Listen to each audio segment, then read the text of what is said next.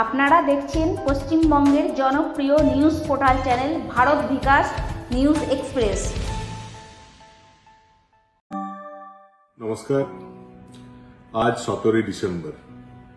অনেকের হয়তো মনে থাকবে যে আজকের দিনেই 2020 সালে আসানসোল পৌর নিগম থেকে চেয়ারম্যান বোর্ড অফ অ্যাডমিনিস্ট্রেটরের যে দায়িত্ব ছিল সেটা থেকে আমি রেজিগনেশন দিয়েছিলাম এবং সেদিন আমি বলেছিলাম, কারণ ব্যাখ্যা করতে গিয়ে আমি বলেছিলাম যে 5 বছরের পরিশ্রমে আসানসোল পৌর নিগম অঞ্চলকে মোটামুটি ভাবে কলকাতা সমকক্ষ আমি নিয়ে যাওয়ার চেষ্টা করেছিলাম, কিন্তু লাস্ট 1 বছর ধরে দেখছিলাম যে কলকাতার কিছু নেতারা যারা আছেন আসানসোল এগিয়ে যাক এটা তারা পছন্দ করছেন না এবং বিভিন্ন কৌশলে আসানসোল পৌর নিগমকে ভাতে মারার একটা প্রচেষ্টা চলছে। এবং আমি বলেছিলাম যে আসানসোলকে বঞ্চিত করা হচ্ছে এবং আসানসোলের বঞ্চনা যদি বন্ধ না হয় তাহলে আগামী দিনে আসানসোলের মানুষ পানীয় জল পাবে না, রাস্তাঘাট ভালো থাকবে না। পৌর পরিষেবা বলতে যেটা বোঝায় কোনোটাই আসানসোল পৌর নিগমে জনগণকে আর দেওয়া যাবে না।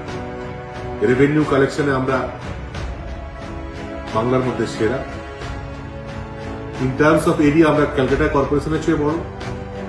তারপরেও আসানসোল শহর কলকাতার সঙ্গে কম্পিটিশন করুক, এটা কলকাতার অনেক নেতাদের না পছন্দ এবং আমার উপর বারবার বিভিন্নভাবে প্রেসার দেওয়া হচ্ছিল যাতে বিভিন্ন যে আমি স্কিম নিয়েছিলাম সেটা যাতে কমপ্লিট না করতে পারি।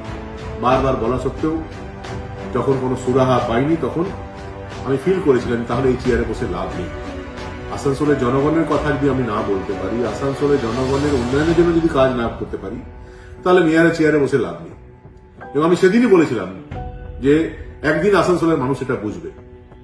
আজ 17 ডিসেম্বর আরেকবার আসানসোলের জনগণকে মনে করিয়ে দিচ্ছি, এই 4 বছর পর আপনারা একটু কম্পেয়ার করুন, তুলনা করুন। 4 বছর আগে আসানসোল কোন জায়গায় পৌঁছে গেছিল এবং এই 4 বছরে আসানসোল কিভাবে আসানসোলের যে পৌর পরিষেবা সেটা তলানিতে নেমে গেছে। কলকাতার অসহযোগিতা এবং আজ কলকাতার নেতারা খুবই খুশি আসানসোলকে তারা নিজের পায়ের নিচে রেখেছেন। আসানসোল যে নিজের পায়ে দাঁড়াচ্ছিল, ঘুরে দাঁড়াচ্ছিল, মাথা উঁচু করে আসানসোল হাঁটতে শুরু করেছিল, সেটা তাদের পছন্দ হয়নি। তারা চেয়েছিলেন আসানসোল সবসময় তাদের কাছে নিচু থাক, তাদের জি হজুরি করুক, সেটাই তারা আসানসোলকে করতে বাধ্য করেছেন। এবং 4 বছর পর নিশ্চয়ই আসানসোলের জনগণ এটা ফিল করছে। সেদিনকার আমার সিদ্ধান্ত ঠিক ছিল, আমি যে কথা বলেছিলাম সেটাই আজ ঠিক প্রমাণিত হয়েছে। আসানসোল শহরের যে জৌলুস, আসানসোল শহরের যে কি বলবো এগিয়ে থাকার, এগিয়ে যাওয়া যে প্রচেষ্টা, সবটাই আজ ব্যাহত হয়েছে।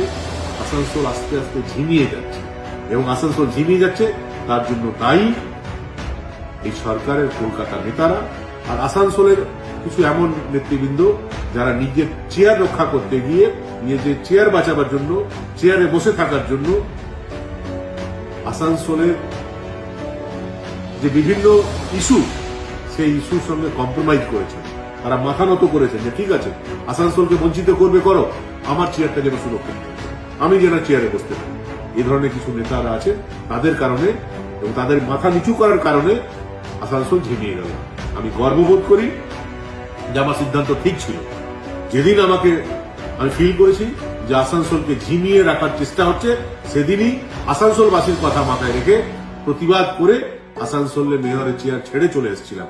এবং আমি বলছি আগামী দিনে আসানসোলের জনগণের জন্য আসানসোল আবার এগিয়ে যাবে, আসানসোলের জনগণকে নিয়ে আমরা এগিয়ে যাব এবং আসানসোলের পুরনো গৌরব, হারিয়ে যাওয়া গৌরব আবার ফিরিয়ে আমরা আনবো। কালেকটিভলি সবাই মিলে আবার সেই গৌরব আমরা ফিরিয়ে আনবো, এই অঙ্গীকার আজকে আবার করছি। ধন্যবাদ।